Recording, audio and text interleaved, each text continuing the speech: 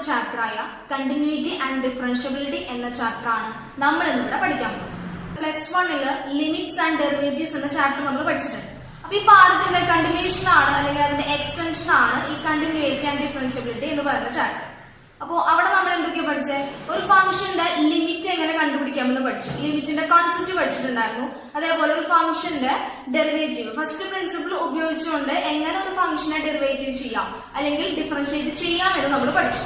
ഈ പാഠത്തിലേക്ക് വരുമ്പോൾ ഈ ചാപ്റ്ററിന്റെ പേര് പോലെ തന്നെ രണ്ട് കൺസെപ്റ്റുകളാണ് നമുക്ക് പഠിക്കാനുള്ളത്. ഒന്നാമത്തെ കൺസെപ്റ്റ് എന്നത് കണ്ടിന്യൂറ്റി ആണ്, എങ്ങനെ ഒരു ഫംഗ്ഷൻ കണ്ടിന്യൂസ് ആണെന്ന് പറയാം. രണ്ടാമത് പഠിക്കാൻ പോകുന്ന കൺസെപ്റ്റ് ഡിഫറൻസിയേഷൻ ആണ്.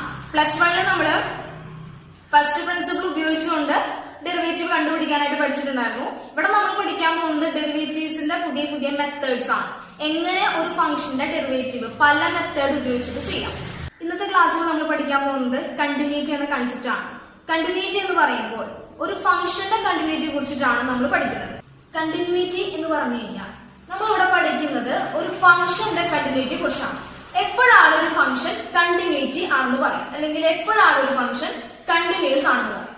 ഒരു ഫംഗ്ഷൻ കണ്ടിന്യൂസ് ആകണമെങ്കിൽ അല്ലെങ്കിൽ ഒരു പെർട്ടിക്കുലർ പോയിന്റില് ഫംഗ്ഷൻ കണ്ടിന്യൂസ് ആകണമെങ്കിൽ അത് രണ്ട് കണ്ടീഷൻസ് സാറ്റിസ്ഫൈ ചെയ്യണം. എഫ് എന്ന ഒരു ഫംഗ്ഷൻ നമ്മൾ എടുക്കാണ്. ആ ഫംഗ്ഷന്റെ ഡൊമൈനിൽ നിന്ന് സി എന്നൊരു പോയിന്റ് സെലക്ട് ചെയ്യാം.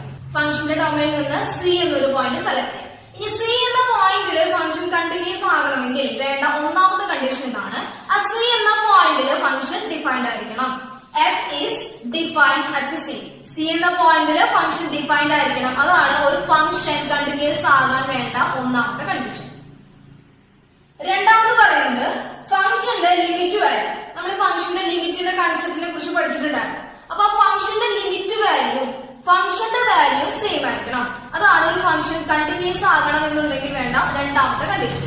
ഒരു ഫംഗ്ഷന്റെ limit value function value equal ആയിരിക്കണം. ഒരു ഫംഗ്ഷൻ ഒരു പർട്ടിക്കുലർ പോയിന്റിൽ കണ്ടിന്യൂസ് ആകണം എന്നുണ്ടെങ്കിൽ അല്ലെങ്കിൽ കണ്ടിന്യൂസ് ആകാൻ വേണ്ടിയുള്ള തിയററ്റിക്കൽ ഡെഫിനിഷൻ ആണ് നമ്മൾ പറഞ്ഞത്. സി എന്ന പോയിന്റിൽ അല്ലെങ്കിൽ ഒരു പെർട്ടിക്കുലർ പോയിന്റിൽ ഫംഗ്ഷൻ കണ്ടിന്യൂസ് ആകണമെങ്കിൽ ആദ്യം വേണ്ട ഒന്നാമത്തെ കണ്ടീഷൻ ആ പോയിന്റിൽ ഫംഗ്ഷൻ ഡിഫൈൻഡ് ആയിരിക്കണം. രണ്ടാമത് പറയുന്ന കണ്ടീഷൻ ഫംഗ്ഷന്റെ വാല്യൂ ലിമിറ്റ് വാല്യൂ സെയിം ആയിരിക്കണം. ആ പർട്ടിക്കുലർ പോയിന്റിലുള്ള ഫംഗ്ഷന്റെ വാല്യൂ ലിമിറ്റ് വാല്യൂ സെയിം ആയിരിക്കണം. അപ്പൊ ഈ രണ്ട് കണ്ടീഷൻസ് സാറ്റിസ്ഫൈ ചെയ്താലേ ഒരു ഫംഗ്ഷൻ ആ ഒരു പോയിന്റിൽ പർട്ടിക്കുലർ പോയിന്റില് കണ്ടിന്യൂസ് ആണെന്ന് പറയും. ഇതാണ് ഇതിന്റെ തിയററ്റിക്കൽ ആയിട്ടുള്ള ഒരു ഡെഫിനിഷൻ. ഗ്രാഫിക്കൽ മെത്തേഡ് ഉപയോഗിച്ചിട്ട് എങ്ങനെയാണ് ഒരു ഫംഗ്ഷൻ ഒരു പർട്ടിക്കുലർ പോയിന്റിൽ കണ്ടിന്യൂസ് ആണെന്ന് പറയും. നമുക്കൊരു എക്സാമ്പിൾ നോക്കാം. ഒരു എക്സാമ്പിൾ എടുക്കുകയാണ് y = 1. ഈ y = 1 എന്ന ഫംഗ്ഷന്റെ ഗ്രാഫ് നമുക്ക് ആദ്യം വരച്ചു നോക്കാം.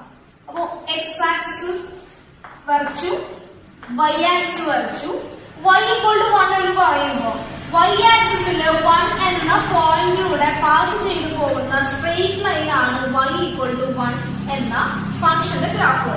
അപ്പോ ഇവിടെ y = 1 എന്ന ഫംഗ്ഷന്റെ ഗ്രാഫ് വരച്ചപ്പോൾ നിങ്ങൾ ശ്രദ്ധിച്ചിട്ടുണ്ടായിരിക്കും കണ്ടിന്യൂസ് ആയിട്ടാണ് ഈ ഫംഗ്ഷന്റെ ഗ്രാഫ് ഞാൻ വരച്ചത്. ഒരു ബ്രേക്കിംഗ് കൂടാതെ കണ്ടിന്യൂസ് ആയിട്ടാണ് y = 1 എന്ന ഫംഗ്ഷന്റെ ഗ്രാഫ് ഞാൻ വരച്ചത്. അപ്പൊ ഒരു ഫംഗ്ഷന്റെ ഗ്രാഫ് കൈയെടുക്കാതെ കണ്ടിന്യൂസ് ആയിട്ട് നമുക്ക് ഒരു ബ്രേക്കിംഗ് കൂടാതെ കണ്ടിന്യൂസ് ആയിട്ട് ഒരു ഫംഗ്ഷന്റെ ഗ്രാഫ് വരയ്ക്കാൻ പറ്റുമെങ്കിൽ ആ ഫംഗ്ഷൻ ആ പോയിന്റില് കണ്ടിന്യൂസ് ആണെന്ന് പറയാം. ഇവിടെ നമ്മൾ 1 എന്ന പോയിന്റിലൂടെയാണ് ഫംഗ്ഷന്റെ ഗ്രാഫ് വരച്ചത്. കണ്ടിന്യൂസ് ആയിട്ട് ആ 1 എന്ന പോയിന്റിലൂടെ നമ്മൾ ഗ്രാഫ് വരച്ചപ്പോൾ നമുക്ക് മനസ്സിലാക്കുന്ന ഒരു കാര്യം, ഒരു ഫംഗ്ഷന്റെ ഗ്രാഫ് നമുക്ക് കണ്ടിന്യൂസ് ആയിട്ട് ഒരു ബ്രേക്കും കൂടാതെ വരയ്ക്കാൻ സാധിക്കുമെങ്കിൽ ആ പർട്ടിക്കുലർ പോയിന്റിൽ ഫംഗ്ഷൻ കണ്ടിന്യൂസ് ആണെന്ന് പറയാം. ഇതാണ് ഒരു ഫംഗ്ഷൻ കണ്ടിന്യൂസ് ആകാൻ വേണ്ട ഗ്രാഫിക്കൽ ആയിട്ടുള്ള കൺസെപ്റ്റ്. അപ്പൊ നമ്മൾ പറഞ്ഞത് ഒരു ഫംഗ്ഷൻ പർട്ടിക്കുലർ പോയിന്റിൽ കണ്ടിന്യൂസ് ആകണമെങ്കിൽ ഒന്നാമത്തെ കണ്ടീഷൻ ആ പോയിന്റിൽ ഫംഗ്ഷൻ ഡിഫൈൻഡ് ആയിരിക്കണം. രണ്ടാമത് വേണ്ട കണ്ടീഷൻ ഫംഗ്ഷന്റെ limit value function value same ആയിരിക്കണം. ഈ രണ്ട് കണ്ടീഷനും ഒബേ ചെയ്യുകയാണെങ്കിൽ ആ സി അല്ലെങ്കിൽ പർട്ടിക്കുലർ പോയിന്റിലെ ഫംഗ്ഷൻ കണ്ടിന്യൂസ് ആണെന്ന് പറയും. ഇനി ഒരു ഫംഗ്ഷന്റെ ഗ്രാഫ് നമുക്ക് കൈയെടുക്കാതെ കണ്ടിന്യൂസ് ആയിട്ട് ഒരു ബ്രേക്ക് കൂടാതെ കണ്ടിന്യൂസ് ആയിട്ട് വരയ്ക്കാൻ സാധിക്കുമെങ്കിൽ ഫംഗ്ഷൻ കണ്ടിന്യൂസ് ആണെന്ന് പറയും. അതാണ് അതിന്റെ ഗ്രാഫിക്കൽ ആയിട്ടുള്ള കൺസെപ്റ്റ്. ഈ കണ്ടിന്യൂറ്റി ആയിട്ട് ബന്ധപ്പെട്ട ഒന്നാമത്തെ ചോദ്യം നമുക്ക് നോക്കാം. f of x = 2x + 3 at x = 1. f of x എന്ന് പറയുന്ന ഒരു ഫംഗ്ഷൻ നമുക്ക് തന്നിട്ടുണ്ട് 2x + 3. ഈ 2x + 3 എന്ന ഫംഗ്ഷൻ x = 1 എന്ന പോയിന്റിൽ അതിന്റെ കണ്ടിന്യൂറ്റി ചെക്ക് ചെയ്യാനാണ് നമ്മൾ പറഞ്ഞിട്ടുണ്ട്. x = 1 എന്ന പോയിന്റിൽ ഫംഗ്ഷൻ കണ്ടിന്യൂസ് ആണോ എന്നാണ് നമ്മൾ ചെക്ക് ചെയ്യാനായിട്ട് പറഞ്ഞിട്ടുള്ളത്. അപ്പോ ഫംഗ്ഷൻ കണ്ടിന്യൂസ് ആകണമെങ്കിൽ ചെക്ക് ചെയ്യേണ്ട ഒന്നാമത്തെ കണ്ടീഷൻ എന്താ? ആ പെർട്ടിക്കുലർ പോയിന്റിൽ നമുക്ക് ഇവിടെ തന്നിട്ടുള്ള പോയിന്റ് x=1 ആണ്. x=1 എന്ന പോയിന്റിൽ ഫംഗ്ഷൻ ആദ്യം ഡിഫൈൻഡ് ആണോ നോക്കണം. അപ്പൊ ഡിഫൈൻഡ് ആണോ നോക്കാനായിട്ട് ചെയ്യേണ്ട കാര്യം ഇത്രയേ ഉള്ളൂ. തന്നിരിക്കുന്ന പോയിന്റ് ഫംഗ്ഷനിൽ എക്സിന് പകരം റീപ്ലേസ് ചെയ്ത് കൊടുക്കാം. ഇവിടെ തന്നിരിക്കുന്ന ഫംഗ്ഷൻ 2x+3 ആണ്. ആ 2x+3 എക്സിന് പകരം അല്ലെങ്കിൽ എക്സിന്റെ വാല്യൂ സബ്സ്റ്റിറ്റ്യൂട്ട് ചെയ്ത് കഴിഞ്ഞാൽ കിട്ടുന്ന വാല്യൂ ഒരു വെൽ ഡിഫൈൻഡ് ആയിട്ടുള്ള നമ്പർ ആണെങ്കിൽ ഫംഗ്ഷൻ കണ്ടിന്യൂസ് ആണെന്ന് പറയും. ഇവിടെ നമുക്ക് തന്നിട്ടുള്ള വാല്യൂ x=1 ആണ്. x=1 f(x) തന്നിട്ടുള്ളത് 2x+3. അതിൽ എക്സിന്റെ സ്ഥാനത്ത് 1 കൊടുക്കുമ്പോൾ f(1) = 2 × 1 2 × 1 + 3 = 5 എന്ന് കിട്ടും. 5 എന്ന നമ്പർ ഒരു വെൽ ഡിഫൈൻഡ് ആയിട്ടുള്ള നമ്പർ ആയതുകൊണ്ട് തന്നെ നമുക്ക് മനസ്സിലാക്കാം x=1 എന്ന പോയിന്റിലെ ഫംഗ്ഷൻ ഡിഫൈൻഡ് ആണ്. അപ്പൊ ഒന്നാമത്തെ കണ്ടീഷൻ സാറ്റിസ്ഫൈഡ് ആയി. രണ്ടാമത്തെ പോയിന്റ് എന്താ? ഫംഗ്ഷന്റെ limit value function value equal ആയിരുന്നു. അപ്പൊ ആദ്യം നമുക്ക് ഫംഗ്ഷൻ വാല്യൂ കണ്ടുപിടിക്കാം. ഫംഗ്ഷൻ വാല്യൂ എന്ന് പറഞ്ഞു കഴിഞ്ഞാൽ ഫംഗ്ഷനിൽ തന്നിരിക്കുന്ന പോയിന്റ് ഫംഗ്ഷനിൽ കൊടുത്തു കഴിഞ്ഞാൽ കിട്ടുന്ന വാല്യൂ ആണ് ഫംഗ്ഷന്റെ വാല്യൂ. x=1 f(1) = 2 × 1 + 3 = 5. ഇതാണ് നമ്മുടെ ഫംഗ്ഷൻ വാല്യൂ എന്ന് പറയുന്നത്. അപ്പൊ ഫംഗ്ഷന്റെ x=1 എന്ന പോയിന്റില് ഫംഗ്ഷന്റെ വാല്യൂ എന്നത് 5 ആണെന്ന് നമുക്ക് മനസ്സിലാക്കാം. അടുത്തത് ഫംഗ്ഷന്റെ ലിമിറ്റ് വാല്യൂ നമുക്ക് ചെക്ക് ചെയ്യാം. ലിമിറ്റ് വാല്യൂ എന്ന് പറയുമ്പോൾ തന്നിരിക്കുന്ന പോയിന്റ് x=1 ആണ്. x=1 എന്ന പോയിന്റിലെ ഫംഗ്ഷന്റെ ലിമിറ്റ് വാല്യൂ ആണ് നമുക്ക് കണ്ടുപിടിക്കേണ്ടത്. Limit x → 1 f(x) = limit x → 1 f(x) ന്റെ പ്ലേസിൽ തന്നിട്ടുള്ള ഫംഗ്ഷൻ സബ്സ്റ്റിറ്റ്യൂട്ട് ചെയ്യാം. 2x+1 2x+3 = x 1ലേക്കാണ് പോകുന്നത്. x 1ലേക്ക് പോകുമ്പോൾ ഈ ഫംഗ്ഷൻ എങ്ങോട്ട് പോകും എന്നാണ് നമുക്ക് ചെയ്യേണ്ടത്. x 1ലേക്ക് അടുക്കും തോറും ആ ഫംഗ്ഷന്റെ വാല്യൂ എത്രയായിരിക്കും എന്നാണ് നമുക്ക് കണ്ടുപിടിക്കേണ്ടത്. അപ്പൊ x ന് പകരം ആ ഫംഗ്ഷനിൽ 1 റീപ്ലേസ് ചെയ്ത് കൊടുക്കാം. 2 × 1 + 3 = 5. ഇവിടെ നമുക്ക് കിട്ടിയിട്ടുള്ള ഫംഗ്ഷൻ വാല്യൂ ഫംഗ്ഷന്റെ ലിമിറ്റ് വാല്യൂ 5 ആണ് കിട്ടിയത്.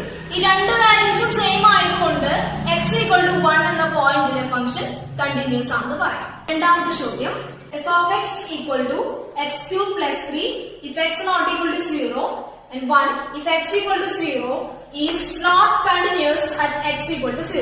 x=0 എന്ന പോയിന്റിലെ ഫംഗ്ഷൻ കണ്ടിന്യൂസ് അല്ല എന്നാണ് തെളിയിക്കുന്നത്.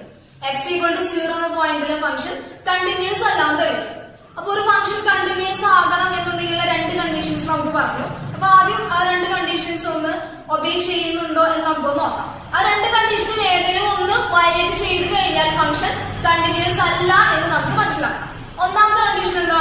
ഫംഗ്ഷൻ ആ പോയിന്റിലെ ഡിഫൈൻഡ് ആണോ നോക്കണം. ഇവിടെ നമുക്ക് തന്നിരിക്കുന്ന ആദ്യത്തെ ഫംഗ്ഷൻ പോളിനോമിയൽ ആണ് x³ + 3. ഈ പോളിനോമിയൽ എന്ന് പറയുന്ന ഫംഗ്ഷൻ ഏത് റിയൽ നമ്പർ ഇട്ട് കൊടുത്തു കഴിഞ്ഞാലും അത് വെൽ ഡിഫൈൻഡ് ആയിട്ടുള്ള ഒരു ഫംഗ്ഷൻ ആണ്. രണ്ടാമത് തന്നിരിക്കുന്ന ഫംഗ്ഷൻ f(x) = 1 ആണ്. അതും റിയൽ നമ്പർ ആണ്. അപ്പൊ അത് വെൽ ഡിഫൈൻഡ് ആയിട്ടുള്ള രണ്ടും ഫംഗ്ഷൻ ആണ്. അപ്പൊ നമുക്ക് തന്നിരിക്കുന്ന രണ്ട് ഫംഗ്ഷൻസും വെൽ ഡിഫൈൻഡ് ആണ്. അപ്പൊ ഒന്നാമത്തെ കണ്ടീഷൻ സാറ്റിസ്ഫൈഡ് ആയി. ഇനി രണ്ടാമത് പറയുന്ന കണ്ടീഷൻ എന്താ? ഫംഗ്ഷന്റെ വാല്യൂ അതിന്റെ ലിമിറ്റ് വാല്യൂ ഈക്വൽ ആണ് നോക്കണം. ഫംഗ്ഷന്റെ വാല്യൂ ലിമിറ്റ് വാല്യൂ സെയിം ആണെങ്കിലാണ് ഫംഗ്ഷൻ കണ്ടിന്യൂസ് ആണെന്ന് പറയാം. ഇനി സെയിം അല്ല എന്നുണ്ടെങ്കിൽ ഫംഗ്ഷൻ കണ്ടിന്യൂസ് അല്ല. 0 എന്ന പോയിന്റിലാണ് നമുക്ക് ഫംഗ്ഷൻ വാല്യൂ വേണ്ടത്. 0 എന്ന പോയിന്റ് എന്ന് പറയുമ്പോൾ f(0) ആണ് നമ്മൾ ആദ്യം കണ്ടുപിടിക്കാൻ പോകുന്നത്. x=0 ആകുമ്പോഴുള്ള ഫംഗ്ഷന്റെ ലിമിറ്റ് വാല്യൂ നമുക്ക് ഇവിടെ തന്നിട്ടുണ്ട് 1 ആണ്. f(0) = 1. x=0 ആകുമ്പോഴുള്ള ഫംഗ്ഷന്റെ വാല്യൂ 1 ആണെന്നുള്ളത് ചോദ്യത്തിൽ ഓൾറെഡി നമുക്ക് തന്നിട്ടുണ്ട്. ഇപ്പൊ നമുക്ക് കിട്ടിയിരിക്കുന്നത് x=0 എന്ന പോയിന്റിലുള്ള ഫംഗ്ഷന്റെ വാല്യൂ ആണ്. അടുത്തത് x=0 എന്ന പോയിന്റിലെ ഫംഗ്ഷന്റെ limit value. Limit x → 0 f(x) limit x → 0 f(x) ന് പകരം ചോദ്യത്തിൽ തന്നിരിക്കുന്ന ഫംഗ്ഷൻ സബ്സ്റ്റിറ്റ്യൂട്ട് ചെയ്യുക. x³ + 3 x 0ലേക്ക് പോകുമ്പോൾ ഈ ഫംഗ്ഷന്റെ വാല്യൂ എന്തായിരിക്കും എന്നാണ് നമുക്ക് നോക്കേണ്ടത്. അപ്പൊ x ന്റെ സ്ഥാനത്ത് റീപ്ലേസ് ചെയ്ത് 0 കൊടുക്കുക. 0 + 3 = 3. അപ്പൊ ഇതാണ് നമുക്ക് കിട്ടിയിരിക്കുന്ന ലിമിറ്റ് വാല്യൂ. ഇതാണ് നമ്മുടെ ഫംഗ്ഷൻ വാല്യൂ. രണ്ട് വാല്യൂസും എൻറ്റയർലി ഡിഫറെന്റ് ആയതുകൊണ്ട് തന്നെ ഫംഗ്ഷൻ വാല്യൂ അതുപോലെ ലിമിറ്റ് വാല്യൂ ഈക്വൽ അല്ല എന്ന് നമുക്ക് മനസ്സിലാക്കാം. ഇത് രണ്ടും ഈക്വൽ അല്ലാത്തതുകൊണ്ട് 0 എന്ന പോയിന്റിൽ ഫംഗ്ഷൻ കണ്ടിന്യൂസ് അല്ല. x = c എന്ന ഒരു പോയിന്റിൽ ഫംഗ്ഷൻ കണ്ടിന്യൂസ് അല്ല എങ്കിൽ അതിനെ പറയുന്ന പേരാണ് f is discontinuous at x = c. അടുത്ത സെക്ഷൻ ആണ് ആൾജിബ്ര ഓഫ് കണ്ടിന്യൂസ് ഫംഗ്ഷൻസ്. ഈ സെക്ഷനിൽ നമുക്ക് ഒരു തിയറം ആണ് പഠിക്കാനുള്ളത്. Suppose f and g be two real functions continuous at a real number c, then ഒന്നാമത് പറയുന്ന കണ്ടീഷൻ, അതായത് f ഉം g ഉം എന്ന കണ്ടിന്യൂസ് ആയിട്ടുള്ള c എന്ന റിയൽ നമ്പറിൽ കണ്ടിന്യൂസ് ആയിട്ടുള്ള രണ്ട് ഫംഗ്ഷൻസ് എടുക്കാണ് f ഉം g. അങ്ങനെയാണെങ്കിൽ ഈ തിയറത്തിൽ പറയുന്ന ഒന്നാമത്തെ കണ്ടീഷൻ ഇതാണ്: f plus g is continuous at c. f ഉം കണ്ടിന്യൂസ് ആണ്, g യും അതേ പോയിന്റ് തന്നെ കണ്ടിന്യൂസ് ആണെങ്കിൽ f plus g യും അതേ പോയിന്റ് തന്നെ കണ്ടിന്യൂസ് ആയിരിക്കും. രണ്ടാമത്തെ പോയിന്റ് f ഉം g യും c എന്ന പോയിന്റ് കണ്ടിന്യൂസ് ആണെങ്കിൽ f minus g യും കണ്ടിന്യൂസ് ആയിരിക്കും. മൂന്നാമത്തെ പോയിന്റ് അവയുടെ മൾട്ടിപ്ലിക്കേഷനും കണ്ടിന്യൂസ് ആയിരിക്കും. c എന്ന പോയിന്റിൽ രണ്ട് ഫംഗ്ഷൻ കണ്ടിന്യൂസ് ആണെങ്കിൽ അവയുടെ പ്രൊഡക്റ്റും അതേ പോയിന്റിൽ തന്നെ കണ്ടിന്യൂസ് ആയിരിക്കും. നാലാമത്തെ പോയിന്റ് ആണ് c എന്ന പോയിന്റിൽ കണ്ടിന്യൂസ് ആയിട്ടുള്ള രണ്ട് ഫംഗ്ഷന്റെ ഫ്രാക്ഷനും കണ്ടിന്യൂസ് ആയിരിക്കും. ഈ ഫ്രാക്ഷനിൽ ഒരു കണ്ടീഷനും കൂടി ഉണ്ട്: ഡിനോമിനേറ്റർ 0 ആകാൻ പാടില്ല, g ≠ 0 ആയിരിക്കണം. ആൾജിബ്ര ഓഫ് കണ്ടിന്യൂസ് ഫംഗ്ഷനിൽ പറയുന്നത് c എന്ന അല്ലെങ്കിൽ പെർട്ടിക്കുലർ പോയിന്റിൽ കണ്ടിന്യൂസ് ആയിട്ട് രണ്ട് ഫംഗ്ഷൻസ് എടുക്കുകയാണെങ്കിൽ ആ രണ്ട് ഫംഗ്ഷൻസിന്റെ സം, ഡിഫറൻസ്, മൾട്ടിപ്ലിക്കേഷൻ അതുപോലെ ഡിവിഷൻ, ഈ 4 ഓപ്പറേഷൻസും കണ്ടിന്യൂസ് ആയിരിക്കും. കൂടാതെ ഡിവിഷനിൽ വരുന്ന ഒരു കണ്ടീഷൻ എന്ന് പറയുന്നത് അതിന്റെ ഡിനോമിനേറ്റർ 0 ആകാൻ പാടില്ല. കണ്ടിന്യൂറ്റിയിൽ അറിഞ്ഞിരിക്കേണ്ട രണ്ട് പോയിന്റ്സുകളാണ്. ഒന്നാമത്തെ point: every rational function is continuous. എല്ലാ റാഷണൽ ഫംഗ്ഷൻസും കണ്ടിന്യൂസ് ആണ്. f of x = p of x by q of x where denominator not equal to 0. പറഞ്ഞ കാര്യം ഇത്രയേ ഉള്ളൂ.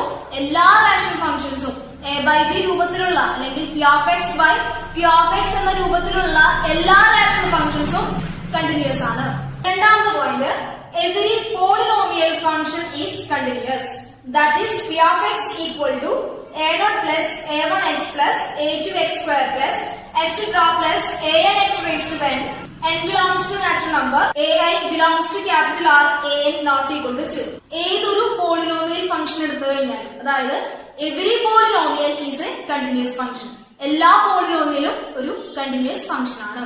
അടുത്ത ചോദ്യം നമുക്ക് നോക്കാം. Find all discontinuity of the function f of x = x plus 2 when x less than 1 and 0 if x = 1 and x minus 2 if x greater 1. തന്നിരിക്കുന്ന ഫംഗ്ഷന്റെ പ്രത്യേകത എന്ന് പറയുന്നത് 1 എന്ന പോയിന്റിനെ ബേസ് ചെയ്തുകൊണ്ടാണ് ഇവിടെ നമുക്ക് ഫംഗ്ഷൻ തന്നിട്ടുള്ളത്. x = 1 എന്ന പോയിന്റിലുള്ള ഫംഗ്ഷൻ വാല്യൂ തന്നിട്ടുണ്ട്. x ന്റെ വാല്യൂ 1-നേക്കാളും ചെറുതാകുമ്പോൾ ആ ഒരു റീജിയനിൽ വരുന്ന ഫംഗ്ഷൻ വാല്യൂ ഉണ്ട്, 1-നേക്കാളും വലുതാകുന്ന ആ റീജിയനിൽ വരുന്ന ഫംഗ്ഷൻ വാല്യൂ ഉണ്ട്. അപ്പൊ ഇവിടെ നമുക്ക് 1-നും അല്ലെങ്കിൽ ഇവിടെ നമുക്ക് 1-ലും 1ന്റെ ലെഫ്റ്റ് സൈഡും റൈറ്റ് സൈഡും കൺസിഡർ ചെയ്യണം. ഇവിടെ നമുക്ക് 1-ലും 1ന്റെ ലെഫ്റ്റ് സൈഡും റൈറ്റ് സൈഡും കൺസിഡർ ചെയ്യണം. ലിമിറ്റ് വാല്യൂ കൺസിഡർ ചെയ്യുമ്പോൾ 1ന്റെ ലെഫ്റ്റ് സൈഡിലുള്ള ലിമിറ്റ് വാല്യൂ, അതായത് ലെഫ്റ്റ് ഹാൻഡ് ലിമിറ്റും 1ന്റെ റൈറ്റ് ഹാൻഡ് ലിമിറ്റും കണ്ടുപിടിക്കും. ലെഫ്റ്റ് ഹാൻഡ് ലിമിറ്റും റൈറ്റ് ഹാൻഡ് ലിമിറ്റും ഈക്വൽ ആണെങ്കിലാണ് ഫംഗ്ഷന്റെ ലിമിറ്റ് വാല്യൂ സെയിം ആണ് എന്ന് മനസ്സിലാക്കാം. അപ്പൊ ആദ്യം നമുക്ക് ഫംഗ്ഷൻ വാല്യൂ ചെക്ക് ചെയ്യാം. x = 1, f of 1 = x = 1 ആകുമ്പോഴുള്ള ഫംഗ്ഷന്റെ വാല്യൂ 0 ആണ്. അപ്പൊ ഇതാണ് നമ്മളുടെ ഫംഗ്ഷൻ വാല്യൂ. ഇനി അടുത്തത് ലെഫ്റ്റ് ഹാൻഡ് ലിമിറ്റ് നോക്കാം. Limit x tends to 1 minus f of x = limit x tends to 1 minus f of x എന്ന് പറയുമ്പോൾ ചോദ്യത്തിൽ നമുക്ക് x less than 1 വരുന്ന റീജിയനിലുള്ള ഫംഗ്ഷൻ തന്നിട്ടുണ്ട്. x less than 1 f of x = x plus 2. അപ്പൊ ഇവിടെ f of x ന്റെ പ്ലേസിൽ x plus 2 കൊടുക്കാം. that is equal to x 1-ലേക്ക് പോകുമ്പോൾ ഈ ഫംഗ്ഷൻ വാല്യൂ പോകുന്നത് x ന് പകരം ഇവിടെ 1 റീപ്ലേസ് ചെയ്യാം. that is 1 plus 2 = 3. ഈ 3 എന്നതാണ് ഈ ഫംഗ്ഷന്റെ ലെഫ്റ്റ് ഹാൻഡ് ലിമിറ്റ്. ഇനി right hand limit: limit x tends to 1 plus f of x = limit x tends to 1 plus 1ന്റെ റൈറ്റ് സൈഡ്, അതായത് x ന്റെ വാല്യൂ 1-നേക്കാളും വരുന്ന റീജിയനിലുള്ള ഫംഗ്ഷൻ വാല്യൂ നമുക്ക് തന്നിട്ടുണ്ട്. x greater 1 f of x equal to x minus 2. അപ്പൊ ഇവിടെ f of x ന്റെ പ്ലേസിൽ x minus 2 സബ്സ്റ്റിറ്റ്യൂട്ട് ചെയ്യാം. That is equal to x 1 ലേക്ക് പോകുമ്പോൾ ഈ ഫംഗ്ഷന്റെ വാല്യൂ x ന്റെ സ്ഥാനത്ത് 1 റീപ്ലേസ് ചെയ്യും. 1 minus 2 equal to minus 1. അപ്പൊ ഇതാണ് റൈറ്റ് ഹാൻഡ് ലിമിറ്റ്, ഇതാണ് ലെഫ്റ്റ് ഹാൻഡ് ലിമിറ്റ്. ഈ റൈറ്റ് ലിമിറ്റ് നമുക്ക് കിട്ടിയിരിക്കുന്നത് -1 ഉം ലെഫ്റ്റ് ലിമിറ്റ് കിട്ടിയിരിക്കുന്നത് 3 ഉം ആണ്. റൈറ്റ് ലിമിറ്റ് നമുക്ക് കിട്ടിയിരിക്കുന്നത് -1 ഉം ലെഫ്റ്റ് ലിമിറ്റ് കിട്ടിയിരിക്കുന്നത് 3 ഉം ആണ്. രണ്ട് വാല്യൂസും കോയിൻസൈഡ് ചെയ്യാത്തത് കൊണ്ട്, അതായത് ലെഫ്റ്റ് ഹാൻഡ് ലിമിറ്റും റൈറ്റ് ഹാൻഡ് ലിമിറ്റും ഇവിടെ ഈക്വൽ അല്ലാത്തത് കൊണ്ട് x equal to 1 എന്ന പോയിന്റിലെ ഫംഗ്ഷൻ കണ്ടിന്യൂസ് അല്ല.